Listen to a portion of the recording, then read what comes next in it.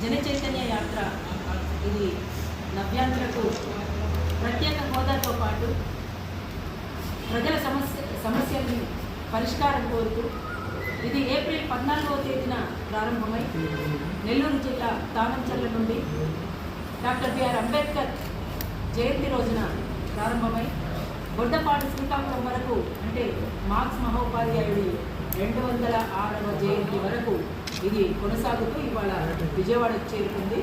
ఇక్కడ ఆహ్వానం పలికినటువంటి మిత్రులు రాజశేఖర్ గారికి, సుధాకర్ రెడ్డి గారికి, అట్లనే ఏడుగంటి గారికి, మిగతా ప్రజా సంఘాల మిత్రులందరికీ కూడా మరొకసారి విప్లవాభినందనలు తెలియజేస్తా ఉన్నా. ఇక్కడ ప్రధానంగా ఎన్నికల హడావుడి ఒకటి చాలా తీవ్ర స్థాయికి చేరుకుంది. ప్రతి ఎన్నికలు కూడా ప్రజల సమస్యల్ని పక్కకు పడేసి, ప్రజల ఎజెండాని పక్కకు పడేసి, ప్రత్యేక హోదా ఏదైతే ఉందో విభజన హామీ ఇచ్చినటువంటి హామీలు ఏవైతే ఉన్నాయో ఆ హామీలన్నింటినీ కూడా తుంగలో తొక్కేసి ఇవాళ కేవలం గెలుపు ఓటములు అనేటువంటి వాటిని మాత్రమే చూసుకుంటున్నారు. ఏ ఎన్నికలు వచ్చినా కూడా ప్రధానంగా కులం, మతం, ధనం, మత్తు, ఇవన్నీ కూడా మద్యపానం, ఇవన్నిటినీ కూడా వీటన్నిటిని ప్రలోభాలకు గురి చేసి ప్రజల్ని వాళ్ళ ఎన్నికల పబ్బం గడుపుకుంటున్నారు తప్ప ప్రజల సమస్యలన్నింటినీ కూడా పక్కదారి పట్టించేటువంటి పరిస్థితి వాళ్ళు కొనసాగుతూ వస్తూ ఉంది. అందుకనే ఇవాళ ఇక్కడ ఉన్నటువంటి ఆంధ్రప్రదేశ్లో ఉన్నటువంటి కానీ అటు కేంద్రంలో కానీ ఇక్కడ రాష్ట్రంలో కానీ ఎక్కడికక్కడ ఉన్నటువంటి భూములన్నింటినీ కూడా కార్పొరేట్ శక్తులకు తాకట్టు పెట్టేసి రెడ్ కార్పెట్ పరిచి స్వాగతం పలికి మా దగ్గర పుష్కలంగా ఉన్నటువంటి వనరులు అనేకం ఉన్నాయి, దోచుకోండి అని చెప్పేసి బహిరంగ మార్కెట్లో బేరం వేస్తున్నటువంటి పరిస్థితి ఉన్నది. ఇక్కడ ముఖ్యంగా ప్రధానమైనటువంటి 3 ఉన్నాయి. 1 వ్యవసాయ రంగం, 2 చేనేత వృత్తి, 3 మత్స్యకార వృత్తి. ఈ 3 పట్ల ఇవాళ ఇక్కడ ఉన్నటువంటి ఏ ప్రభుత్వాలు వచ్చినా కూడా ఏ ప్రభుత్వానికి కూడా ఇవాళ ఉన్నటువంటి పాలక వర్గాలకు చిత్తశుద్ధి లేదనేటువంటిది చాలా స్పష్టం అవుతా వస్తున్నటువంటి పరిస్థితి ఉంది. వ్యవసాయ రంగం అంతా కూడా సంక్షోభంలోకి నెట్టబడి ఇవాళ రైతులందరూ కూడా ఆత్మహత్యలు చేసుకునేటువంటి పరిస్థితికి తీసుకొచ్చింది.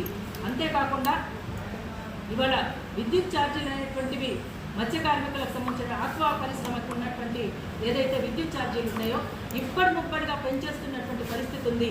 అందుకనే దానికి సంబంధించినటువంటి ఒక రూపాయి వరకే దాన్ని చూడాలని చెప్పేసి ఒకరేమో 7 రూపాయలు అంటున్నారు, ఒకరేమో రూపాయలు అంటున్నారు. కానీ మేము డిమాండ్ చేస్తున్నది ఏంటంటే 1 యూనిట్కి 1 రూపాయి అనేటువంటిది పెట్టాలి. అట్లయితేనే ఆ పరిశ్రమను ఆదుకోగలుగుతాము. లేకపోతే చాలా ఇబ్బందికరమైనటువంటి పరిస్థితిలోకి ఈ పరిశ్రమలన్నీ కూడా నెట్టబడతా ఉన్నాయి. అంతేకాకుండా చేనేత పరిశ్రమ కూడా ఇవాళ ఆదుకునేటువంటి పరిస్థితిలో పాలక వర్గాలు ఆలోచించాల్సినటువంటి అవసరం ఉంటుందని చెప్పేసి మేమంతా కూడా తెలియజేస్తా ఉన్నాం. అందుకోసమే ఇవాళ అటు కేంద్రంలోనూ ఇటు రాష్ట్రంలోనూ కార్పొరేట్ శక్తులకు ఎక్కడికక్కడ భూములన్నీ కూడా తాకట్టు పెడుతున్నటువంటి అంబానీ, అదానీ లాంటి వాళ్ళ గురించే ఆలోచిస్తుంది తప్ప ఇక్కడ ఉన్నటువంటి ప్రజల యొక్క సమస్యల్ని ఏ రకంగానూ ఆలోచించేటువంటి పరిస్థితిలో పాలక వర్గాలు లేవు. అందుకోసం కేవలం ఓటు బ్యాంకుగా మాత్రమే ప్రజల్ని చూస్తున్నారు.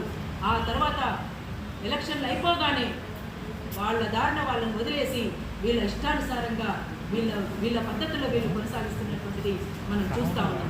అందుకోసమే ఈ జన చైతన్య యాత్ర అన్ని జిల్లాలను తడుపుతూ, అన్ని జిల్లాలను కలుపుతూ, ఎక్కడికక్కడ ఉన్నటువంటి ప్రజల సమస్యల్ని లేవనెత్తుతూ ముందుకు సాగుతూ ఇవాళ విజయవాడకు వచ్చింది.